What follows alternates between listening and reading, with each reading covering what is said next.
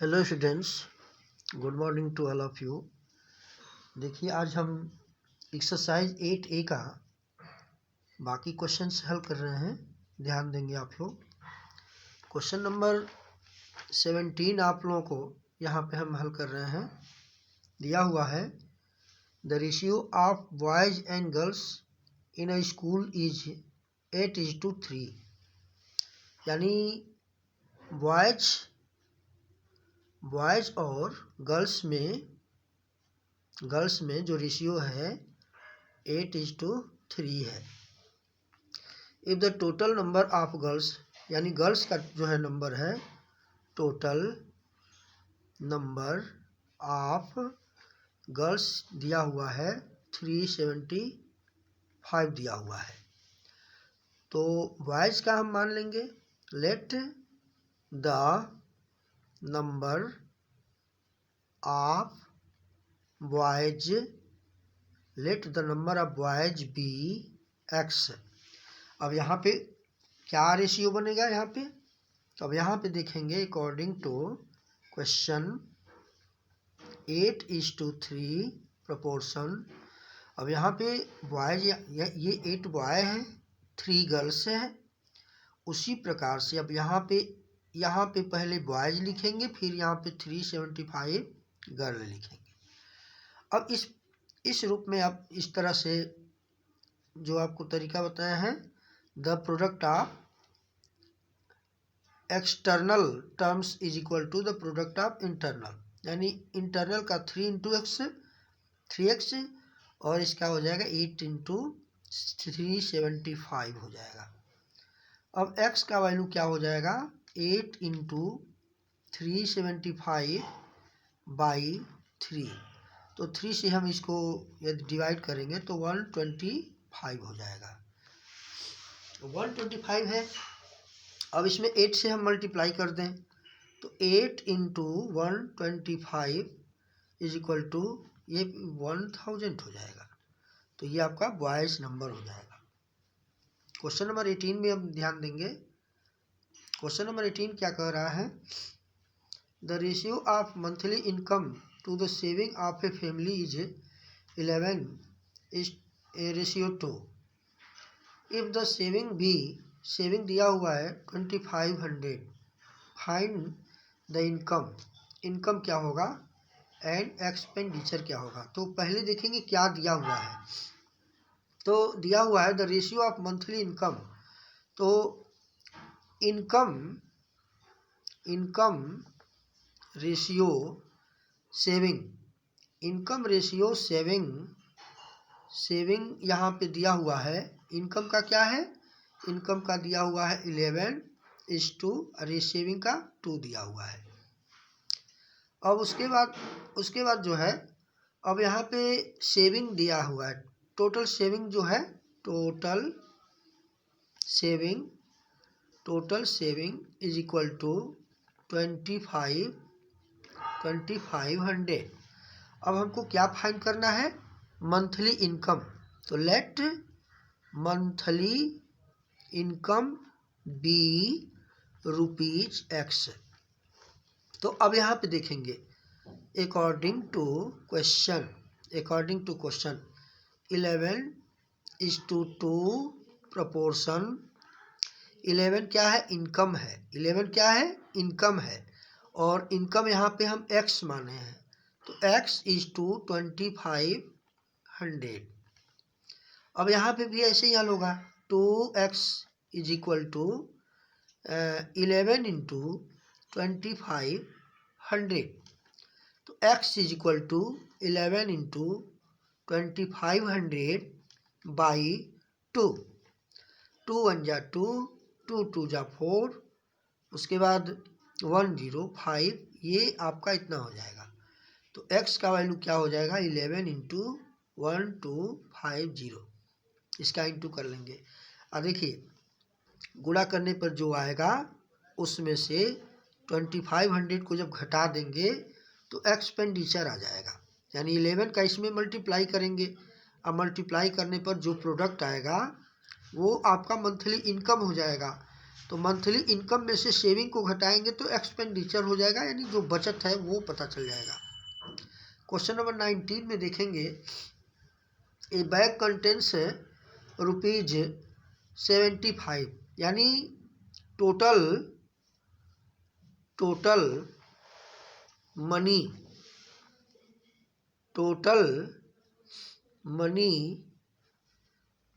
In the bag is equal to, कितना money है total money है 750, यानी 750 रुपये टोटल है बैग में। और वो किस रूप में है, तो उसमें रुपया 50 पैसे 25 पैसे के क्वाइंस के रूप में है। और यहाँ पे रेशियो देखिए, रेशियो एमॉन्ग रुपीस पैसे, और क्या है 50 पैसे है, 50 पैसे एंड 25 पैसे। तो यहाँ पे क्या है रेशियो, 5:8:4 हो जाएगा। तो आप बताएंगे रुपया है और यहाँ पे 8, तो अब अकॉर्डिंग टू क्वेश्चन के यहाँ पे देखेंगे, तो यहाँ पे देखिए रुपया है तो यहाँ पे इसको x मान लीजिए, x रुपीज़। इसका क्या यहाँ पे रेशियो है 5, यानी 5x प्लस ये 8 है, क्या है ये 8 इंटू एक्स, 8x बाई 1 रुपये में 50 पैसे के 2 कॉइन्स होंगे, यानी बाई 2, और प्लस 4x बाई 25 पैसे के सिक्के कितने होंगे 1 रुपये में 4 होंगे। टोटल वैल्यू कितना हो रहा है 750 हो रहा है, 750 रुपये हो रहे हैं। 2 4 जा 8, 4 1 जा 4, तो ये 5x 4x, तो 5 4 9 1 10, 10x इज इक्वल टू 750। तो x इज इक्वल टू क्या होगा 750 बाई 10, 10 से 1 0 से 1 0 काट देंगे 50, यानी रुपया यानी 5 है। नंबर ऑफ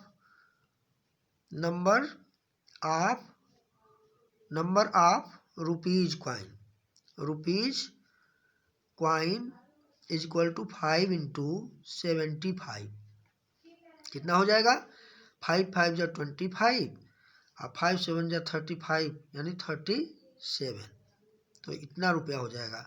ऐसे ही 75 में 8 से इंटू कर देंगे तो 50 पैसे के कॉइन आ जाएंगे, और 4 से इंटू कर देंगे तो 25 पैसे के कॉइन्स आ जाएंगे।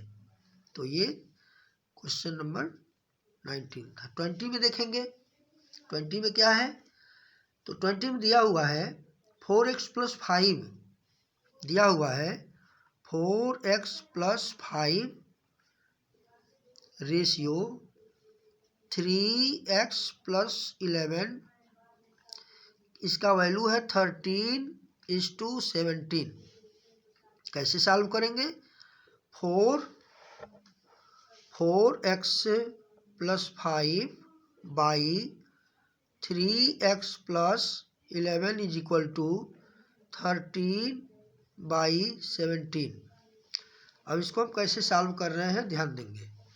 तो यहाँ पे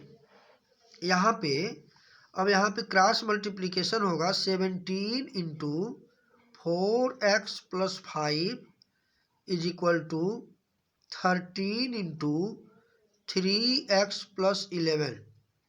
अब इसको 68x plus 85 is equal to 39x plus 13 1 जा 13 और 13 1 जा 13 1 14। तो इसको आप सॉल्व कर लेंगे, 68x minus 39x is equal to 143 minus 85, इसको आप सॉल्व कर लेंगे। इस तरह से क्वेश्चन है, x का वैल्यू आप फाइंड कर लेंगे। नेक्स्ट क्वेश्चन में देखेंगे, क्वेश्चन नंबर 21 दिया हुआ है, 21 और 22 एक जैसे है। तो दिया हुआ है x ratio y is equal to 3:4। तो आपका क्वेश्चन है आगे आगे कह रहा है find 3x plus 4y 5x plus 6y। बहुत आसान सा सवाल है। तो x/y इज इक्वल टू 3/4। तो यहाँ पे x का वैल्यू हो जाएगा 3, y का वैल्यू हो जाएगा 4। अब हम यहाँ पे 3x plus 4y by 5x plus 6y, यहाँ पे x के जगह पर 3 रख दें, y की जगह पर 4 रख दें। तो 3 into 3 plus 4 into 4 by 5 into 3 plus 6 into 4 कितना हो जाएगा 9 प्लस 16 बाई 15 प्लस 24। जोड़ दीजिए इसको तो ये 25 हो जाएगा और ये कितना हो जाएगा 39। ये आंसर हो जाएगा। क्वेश्चन नंबर 22 ऐसे ही कर लेंगे। अब यहाँ पे 23 में दिया है, ध्यान देंगे 23 में दिया है 2 numbers are in the ratio 5:7 if the sum of the numbers दिया हुआ है 720। नंबर्स को फाइंड करना है। तो 5x plus 7x equal to 720, 12x equal to 720 ऐसे फाइंड कर लेंगे। तो x का मतलब 60 आ जाएगा और 60 आ जाएगा तो 5 से इंटू कर देंगे तो 300 और 420 ऐसे हो जाएगा। अब इसमें एक सवाल देखेंगे, इसमें हम समझा दे रहे हैं 24 में कौन सा ग्रेटर है। तो कौन सा ग्रेटर है इसमें, तो दिया है 5:6 R 7:9। तो ये हो जाएगा 5/6 R 7/9। तो 6 और 9 का एलसीएम आप लेंगे। LCM of 6 and 9 is equal to 18 हो जाएगा। यानी 6 का फैक्टर करेंगे तो 2 इंटू 3 और 9 का 3 इंटू 3, तो 3 इंटू 3 इंटू 2 यानी 2 इंटू 3 इंटू 3 यानी 18 हो जाएगा। अब यहाँ 5/6 R 7/9 एलसीएम क्या है 18 है।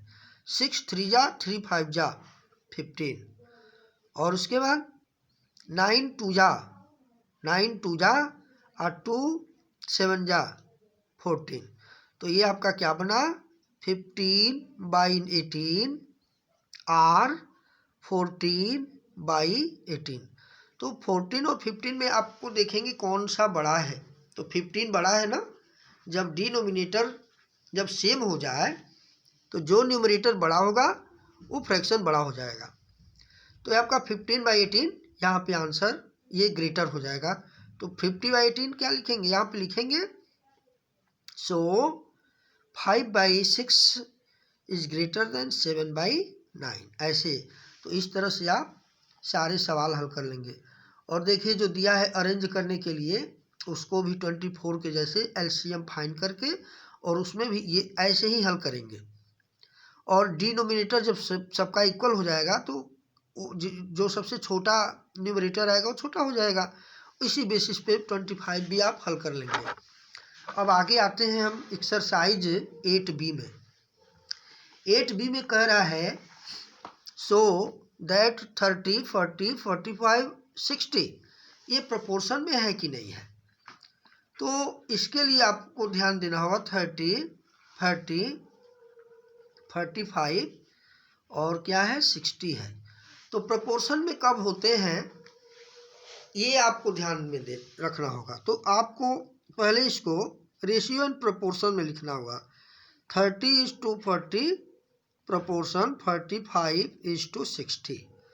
तो आपको वही फार्मूला यूज करना है। The product of external term is equal to the product of internal term. तो ये आपका ये इंटरनल हो जाएगा। The product of external terms is equal to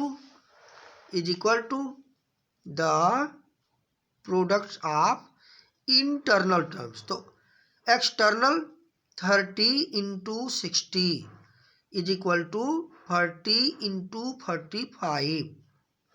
3 6 जा 1800 है, और यहाँ पे 45 4 जा 180, यानी ये भी आ गया।